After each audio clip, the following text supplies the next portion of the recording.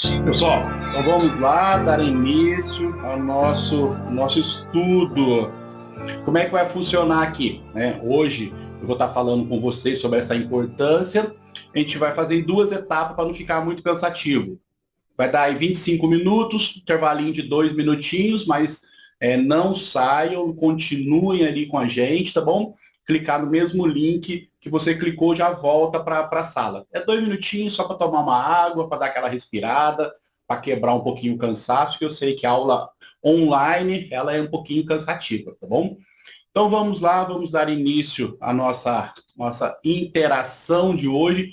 Eu acho que primeira coisa, para a gente entender esse contexto, entender aí em que mundo que a gente está, o que a gente vai estar conversando, legal é entender aonde é que a gente vai estar atuando, dar aquele remember lá dentro da região de estudo. A gente vai estar falando aí de aneurisma cerebral, tá? A gente tem aneurisma em várias regiões do corpo. Aneurisma é típico de artérias, tá bom? A gente tem aneurismas de grandes calibres dentro, por exemplo, da artéria aorta. Então, a gente tem aneurisma de 10, 15, né? 15 centímetros é um brocotoma gigantesco. Então, é um aneurisma gigante. Mas a gente vai estar falando sobre aneurisma cerebral, lá dentro do cérebro. Então, primeira coisa é entender aí esse contexto, o que a gente vai estar vendo quando a gente se deparar com a região cerebral, né? A gente precisa ter uma noção daqueles vasos principais. Ah, mas eu tenho que conhecer todos os vasos, tenho que conhecer tudo que está dentro do cérebro? Não, né? O conhecimento, ele é adquirido ao longo dos estudos, ao longo do tempo, mas é importantíssimo a gente ter uma noção básica, tá? Primeira coisa, ter muito claro na sua mente o que é veia e o que é artéria. A artéria, o sangue vai estar chegando, o sangue vai estar chegando dentro do cérebro. Então é o sangue rico em oxigênio que está chegando no cérebro. Esse sangue chega o quê? Com muita pressão. Então, um sangue bem forte. É ali nesse momento que costuma ter ali alguns tipos de lesão dentro da parede do vaso, e é um momento ali em que a gente tem essas lesões que são os aneurismas, que são dilatações da parede. Então, primeira coisa, a gente dá uma olhadinha aqui nesse contexto, pessoal. Aqui a gente tem aqui uma gama de informações, tem esses vasos que estão aqui demonstrados para vocês aqui na tela. Então, estes vasos são os principais vasos, aqui a gente está aqui registrando eles no momento arterial. Então, a gente tem a carótida, as carótidas bilaterais, tá bom? Direito e esquerdo, que vai estar, né, a carótida interna que está nutrindo, que é a principal, que é a que está mandando sangue lá para o cérebro. Então, aqui, entrou sangue no cérebro, entrou principalmente aqui pela carótida, nessa região da carótida ali, ele entrou, né, e ele nutre grande parte da região do cérebro, o sangue que sobe pela carótida. Então ele nutre essa região aqui. Então vamos dar uma olhadinha aqui, ó. Né? Parece que fica um negócio confuso, mas a gente começa a olhar depois com calma, começa a entender melhor. Ó. O sangue está subindo pelo lado direito aqui, subiu. Esse sangue ele está pela carótida interna. A gente tem uma bifurcação aqui na região da cervical, que o sangue vai para frente, né? Ele vai para a face, irriga a face, que é a carótida externa, e um sangue que vai lá para dentro, na carótida interna, que é a principal. Então esse sangue chegou lá em cima na carótida, pela carótida interna. Olha quando ele chega aqui, ó. Observe, vamos pegar esse detalhezinho aqui, ó. Observe essa regiãozinha aqui, ó.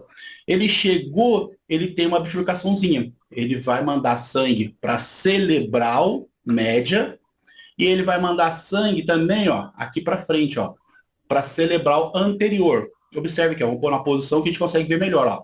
Subiu, ele fez aqui uma curvinha, tá? Então ele mandou sangue principalmente aqui para região aqui, para a região da carótida da cerebral média e para a cerebral anterior. Legal? Ó, dá para ver isso aqui, ó, tá? A gente consegue ver isso, ó. Vou dar uma rodadinha para a gente ver. A gente tem aqui alguns vasinhos menores, ó, bem estreitinho, bem curtinho aqui esses vasinhos, que é bem fininhos. Essas são as artérias comunicantes, que elas vão estar mostrando ali toda essa comunicação aqui no círculo arterial, também conhecido como polígono de Willis, mas a terminologia mais correta hoje, círculo arterial. Esse círculo arterial também, ó, tem outro vasinho aqui atrás, a gente está olhando mais nesse fluxo interno aqui. Tem outro vasinho aqui embaixo, ó, esse vasinho está subindo, ele sobe aqui pelas vertebrais, isso aqui é o finzinho da vertebral. Esse pedaço aqui, ó, que fica bem parecido, que fica unidozinho, é a basilar. Então, a região da basilar, ó, ele vai nutrir esse outro vaso aqui posterior, ó, cerebral posterior, que vai irrigar ali parte ali do cerebelo, toda a irrigação, irrigação ali na parte posterior, ó. Lá em cima são outros vasos, né, que dão continuidade. Mas o que é importante para a gente entender isso aqui, ó, é saber que tem sangue subindo das vertebrais. Aqui tem duas, ó, que elas bifurcam ali, duas vertebrais, vertebral descendo e vertebral descendo aqui, ó. E aqui ela junta, basilar, juntou, lá em cima ela abre, né, cerebral posterior, parte de trás, e aqui na frente aqui eu tenho subindo a carótida de um lado e de outro, que ela vai nutrir aqui, ó. Observe aqui, ó, esse pedacinho aqui, ó. Ela nutre a cerebral média e nutre a cerebral anterior. E entre elas a gente tem aqui as comunicantes, ó. Esses pequenos vasinhos que a gente tem todos os pedacinhos aqui. Algumas regiões a gente tem ele mais hipoplásico, mais fechadinho, mais estreito, e outras mais abertos. E alguns não têm. Por isso, até mesmo que quando a pessoa, às vezes, tem uma oclusão de artéria, por exemplo, se a pessoa tem uma oclusão é o fechamento total. Ocluiu a carótida interna do lado direito. Fechou aqui, né? A tendência seria o quê? Essa carótida nutrir hemicérebro, nutrir aqui a parte do lado direito. Mas às vezes a gente vê alguns casos em que o paciente faz uma arteriografia e está ocluído aqui. Está ocluído, mas ele tem vida normal. Por quê?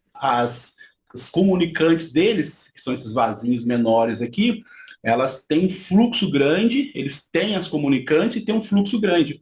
Então o sangue que sobe aqui pelo lado esquerdo nutre o lado direito tranquilamente, tá bom?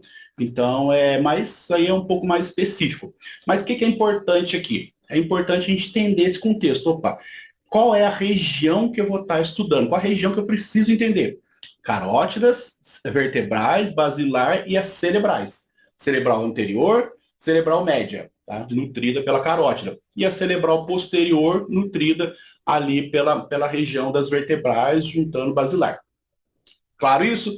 Então, primeira coisa é entender isso, tá, pessoal? Entendendo isso, a gente já começa a ter uma noção melhor do que a gente vai estar estudando. Então, a gente vai estar estudando essa doença que muitas vezes é silenciosa, a gente não percebe. Ah, mas o paciente está com muita dor de cabeça. Será que é aneurisma? Opa, quando o aneurisma não rompe, quando o aneurisma não está comprimindo outros vasos, quando esse aneurisma não tem um calibre muito grande, esse aneurisma, quando ele não está com uma alteração muito grande, ele é silencioso. Então, muitas vezes a gente pode ter o aneurisma e não perceber, porque ele é o quê? Ele é uma dilatação do vaso.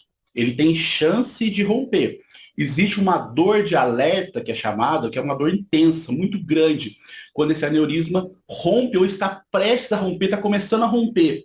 Lembrando que o próprio organismo se protege. Em volta, ele cria ali coágulos que vai tentar segurar esse aneurisma. Mas no cérebro, esse coágulo é pouco existente. Mas quando esse aneurisma está prestes a romper, ele está começando a romper, a cefaleia é intensa, é uma dor de cabeça muito grande.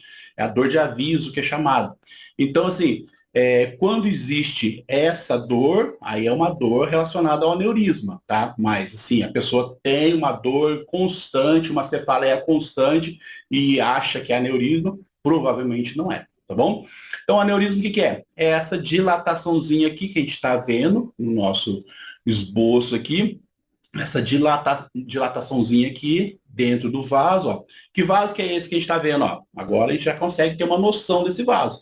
É aquele um que vem duas lá de baixo, se une, tá? Se une para poder formar outro vasinho aqui do lado, ó.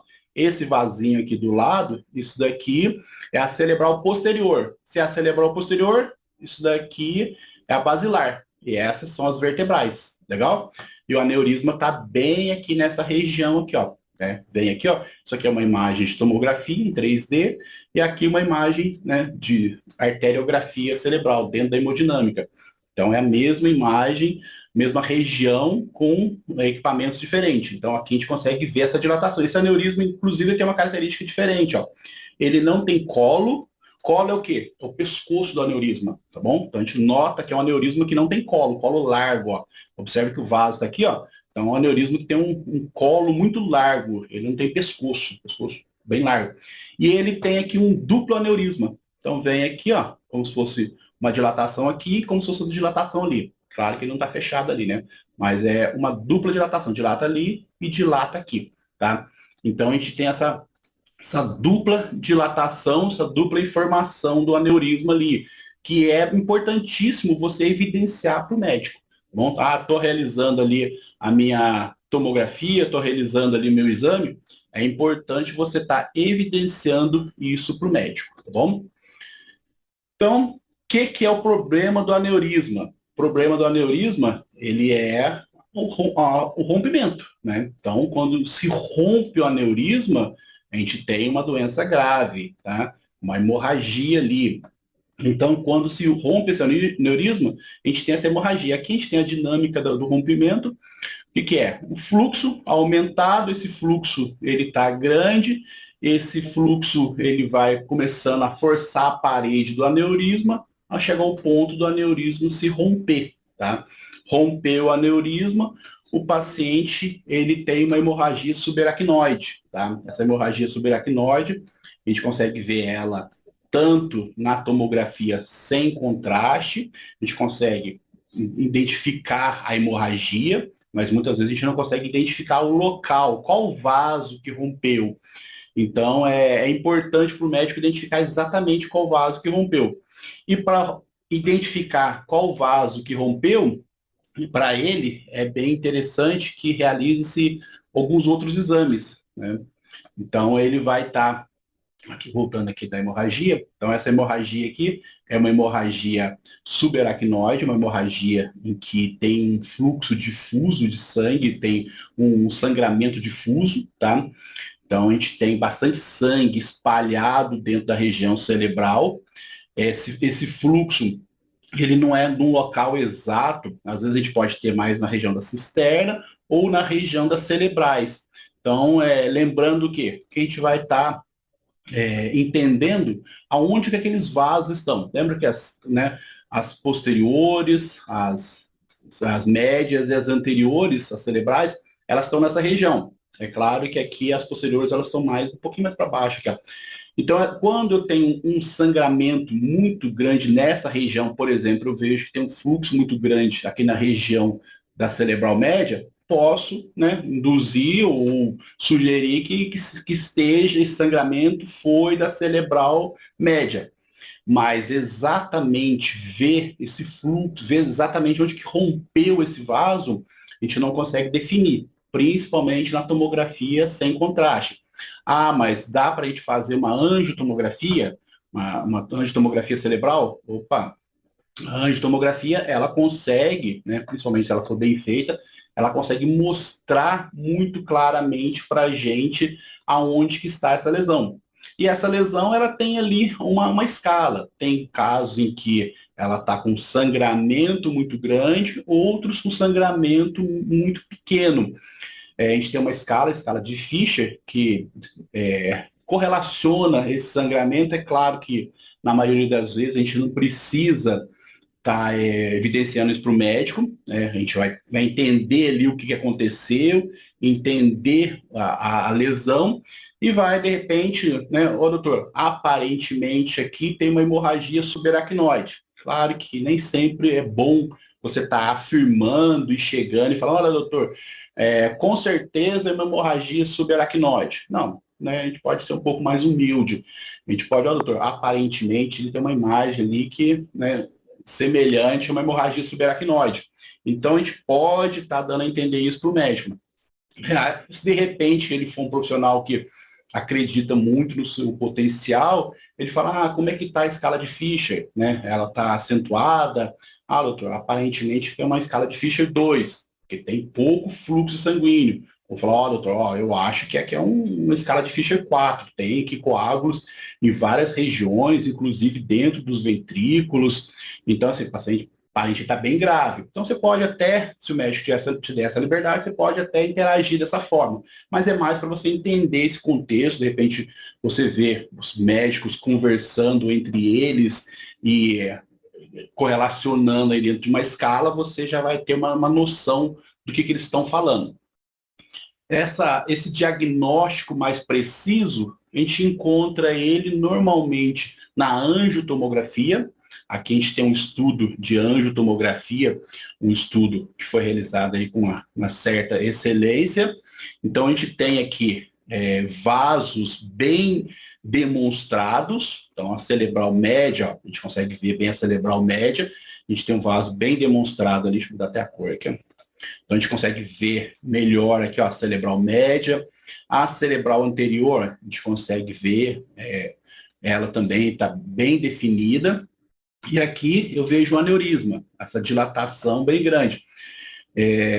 Mas o meu aparelho ele não tem ferramentas suficientes para me poder estar retirando todo o osso. A gente tem algumas ferramentas ali mais simples, né? No caso aqui, a gente pode estar cortando essa informação através de um flip, a gente vai entrando com essa informação, a gente tem essa informação bem definida. Então, não precisa sofrer muito para poder retirar todo o osso. Se o seu aparelho tem um aparelho que tem uma ferramenta que tem uma facilidade muito grande de você estar trabalhando ali nas reconstruções, legal, né? Mas no caso aqui, simplesmente você cortando, né? A gente tem uma ferramenta que chama Flip, ela vai cortando, entrando dentro da região do cérebro, e você já anelou, mostrou bem esse vaso, já é o suficiente aqui para o médico ter aqui um diagnóstico mais preciso.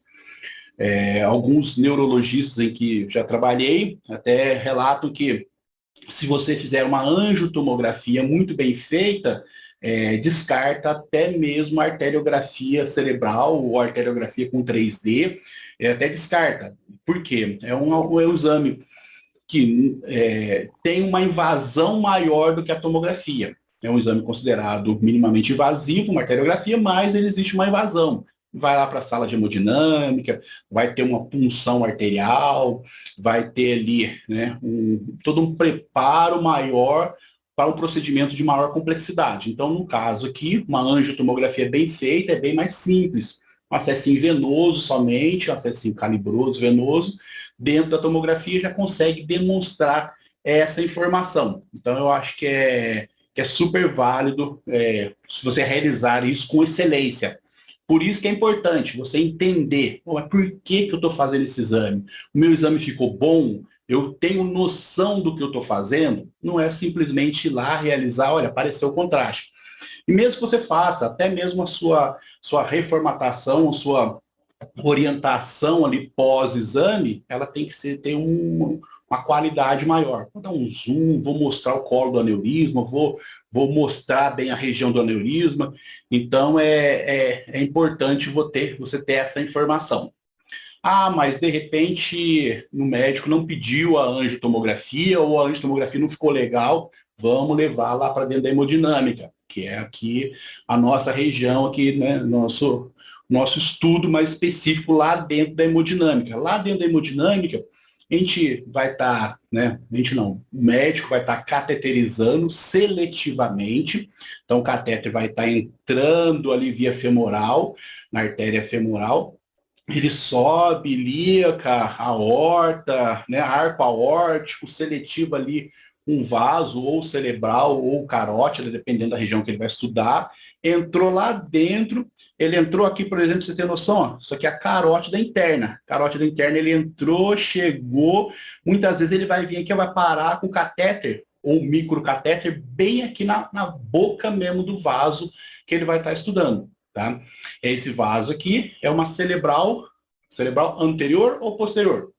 Cerebral anterior, né? Por quê? A gente está subindo pela carótida. Então, na imagem aqui, se fosse uma imagem que eu não tivesse noção da anatomia, poderia falar, mas não dá para ver, não sei se está na frente ou está atrás. Então, como a gente sabe que está subindo pela carótida, a gente sabe que é a cerebral anterior que essa lesão está aqui. Essa dilatação está na cerebral anterior. Tá? Então, a gente consegue ver isso bem definido. Notem o seguinte, pessoal. Neste caso aqui, o contraste foi injetado do lado direito, subiu, nutriu aqui a cerebral média, nutriu a cerebral anterior.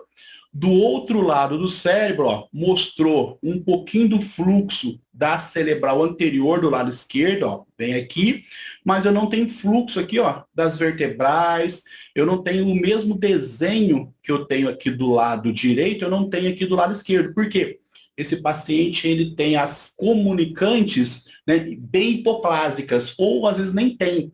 O que é hipoplásica? É fininha, né? Ela não tem fluxo grande. Então, esse paciente aqui, ó, se de repente houver uma oclusão da artéria aqui da carótida do lado esquerdo, se tiver uma oclusão aqui, esse paciente tem um AVCI gigantesco, tá bom? Então, ele perde que isquemia hemicérebro dele. Porque, ó, o que o lado direito nutre? Só esse pouquinho aqui, ó. Só esses fiozinhos aqui. Diferente desse outro caboclo aqui, ó. Esse outro aqui, ó. Notem que esse fluxo, ó, esse contraste injetado aqui, vem, nutre não só, né, o lado direito, mas também nutre o lado esquerdo, ó. A gente tem bastante informação vascular do lado esquerdo. Esse daqui, anatomicamente, ele tem mais sorte. Se de repente ele tiver uma oclusão do lado esquerdo, o lado direito já nutre os dois lados do cérebro. Beleza? A gente tem aqui uma imagem bem interessante, que é uma imagem de uma aquisição do 3D lá dentro da hemodinâmica. Essa aquisição aqui, o profissional da radiologia participa, então muitas vezes você vai estar habilitando ferramentas para o médico para estar adquirindo essa informação. Em alguns casos, você vai estar orientando o médico, tá bom? Então tem médico que às vezes chega, ele não conhece o aparelho, ele não conhece exatamente as ferramentas. Ele vai olhar para você e falar, olha, fulano, pode me ensinar a fazer o 3D? Vem aqui me orientar. Quais são os botões que eu vou estar apertando? Quais são os botões que eu vou estar realizando aqui para me realizar a aquisição do 3D? Então, por isso que é importante você ter conhecimento técnico, tá? Conhecimento específico desse tipo de informação. Então, para você trabalhar com isso, é importantíssimo você saber exatamente qual é o seu papel lá dentro. E muitas vezes esse papel, você nem percebe, mas você é a referência da hemodinâmica. O médico chegou, o técnico está aí? Tá, opa, estou tranquilo. Ele vai realizar um procedimento de alta complexidade, ele vai estar realizando um procedimento com risco grande de morte desse paciente, mas ele vai estar contando com você, porque você está sentadinho ali e está ali, né, sabendo o que você está fazendo. Por isso que é importante.